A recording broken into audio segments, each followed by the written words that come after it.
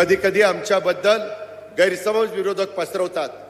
लाडकी बहीण आम्ही दर महिन्याला तुम्हाला 1,500 रुपये देतो, त्याच्यामध्ये मी राज्याचा अर्थमंत्री म्हणून सांगतो, तुमचे जे लाभार्थी माझ्या लाडक्या बहिणी त्या योजनेमध्ये बसतात त्यांना ही योजना कदापि आम्ही बंद करणार नाही।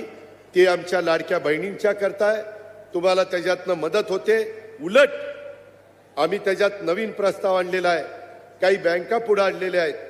नांदेड जिल्हा बँकेशी पण मी बोलीन, काही जिल्हा मध्यवर्ती सहकारी बँका चांगल्या आहेत, तिथं आमचे दर महिन्याला 1,500 रुपये त्या भगिनीला जातात। त्याच्याऐवजी त्या भगिनीला त्यांनी 30 ते 40 हजार रुपये द्यायचे आणि हप्ता ह्याच्यातनं त्यांचा जाईल।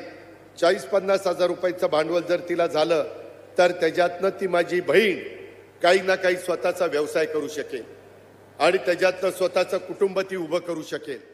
हे होऊ शकतं।